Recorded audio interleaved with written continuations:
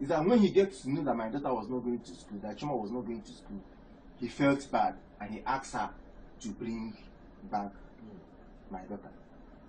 And my daughter came back. So when I came back finally 2013 to Abuja again, I met the uncle again. I said, please you should get, I want to take my daughter. The court said when she's 7 I will take her. But now that your daughter is not being steady, she's leaving baby today, tomorrow Jukwe, to affect this girl, please you should get, I want to perform the rites so that I can take my daughter. You don't want your daughter to live that life. That life. They keep dribbling me, posting me. So why I went to court again 2014 was that there's an organization I sing with. I'm a gospel artist. I sing with an organization. So we have scholarship. Some people wanted to give scholarship to children. Yes. And I wanted my daughter to partake for faith because the owner of the son to Regina Patches, the owner of Regina Patches Secondary School, donated some slots to accommodate the children, about 500, 700 kids. They want to train them primary and secondary school. And I met the family. I said, please release this girl. Let me struggle this scholarship for her. So that at least now my daughter is going to school with them. The school fees then was not up to 25,000. But if I can get a bigger school for my daughter on scholarship, I think it's something the uncle keep dribbling me. We fixed 3 meetings, 3 different months. No one held. I even invited my people. The last time he told me that 1st December, all the people they are going to come. I now sent for my own people. They gathered at his place. When my people came, finally said that his son is elder brother to my baby mama. He's in jail. I did not release him. He's a policeman. Then I went to court. I went back to court. This is the summon. When I went back to court and summoned her, when the Well, it's hardly something over to me, and go ahead. When the bailiff took this summon to her, initially she rejected it. She now called her elder brother, who is a police officer in Jos. Elder brother then asked her to collect it. She collected it. Then the elder brother called me that, so I have taken this case to court. That he's going to show me that he is the law. That he's a policeman, he is the law. He's the law.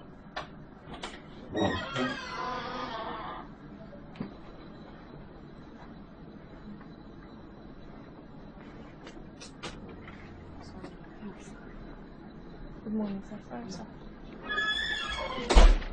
And I started listening at this guy. I could not let my friend. I see now only you to come. Sorry, It's the law.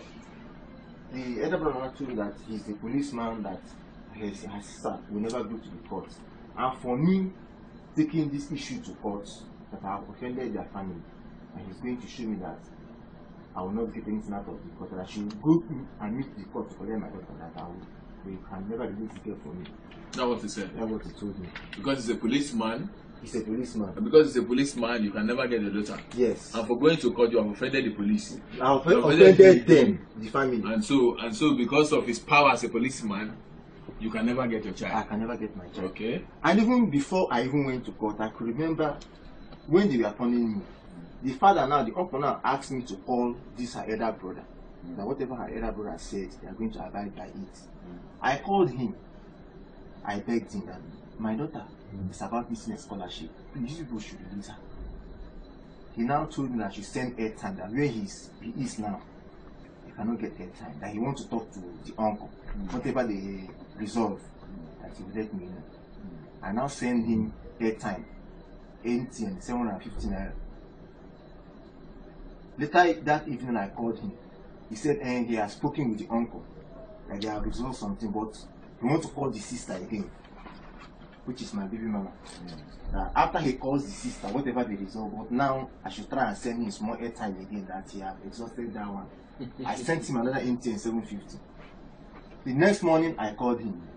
He said, well, now that I impregnated the sister, she gave birth, who do I want to marry the sister? I said, my brother, I did not drive your sister. Your sister left me 3 consecutive times and follow different men. And when they finish using her, she will come back. And I forgive her. Yeah. And you are aware of this. Even that night, that early morning, I caught her in that young man's house. I still called the elder brother. 4 a.m. He even spoke with the young man. Are you getting it? Yes. Well, if you're listening, I have a letter here from a court. It says the receipt reads National State Government Revenue Collector Receipt, and it says in the Grade 1 Area Court of Nasarawa State, holding at Masaka, and suit number 127, Emmanuel Johnson versus Blessing Edo. Her name is Blessing Edo. Emmanuel Johnson, petitioner, and Blessing Edo, respondent. Okay, and the topic here says that the registrar Grade 1 Area Court Massacre application for writ of summon. Kindly cause a civil summon to be issued and served on the respondent at the following petition of complaint. Okay, now can you go ahead?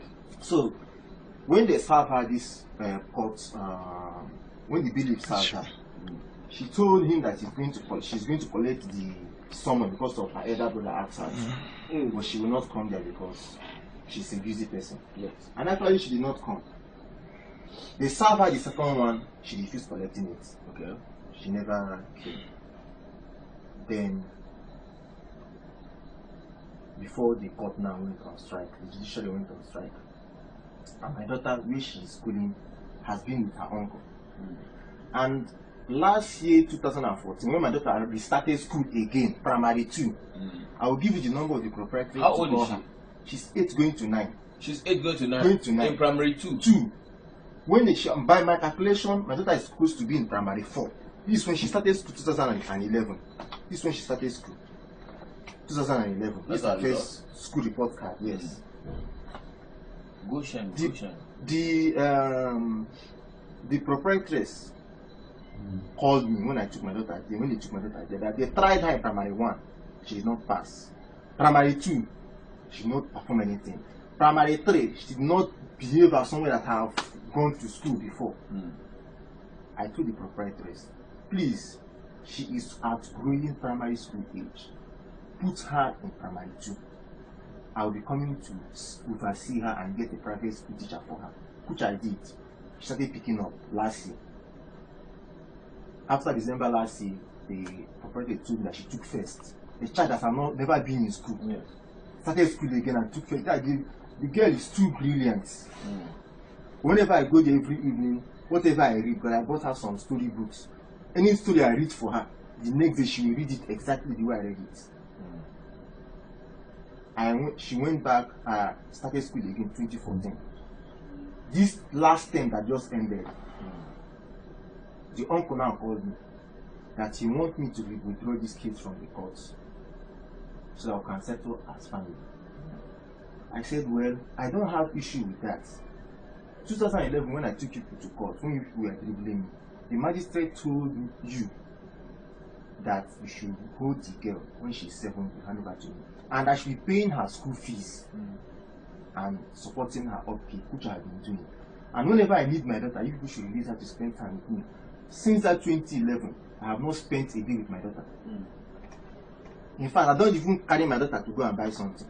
Maybe December, Christmas, I want to buy her things. After I will buy shoe. I will come, you will not size her. I will go back again until I get one that will size her. They don't release my daughter. So you don't take her? They don't release her at all. Okay. So when the uncle now called me, that was January this year. First week of February, sorry. I now Sir, I'll just go to the room quickly.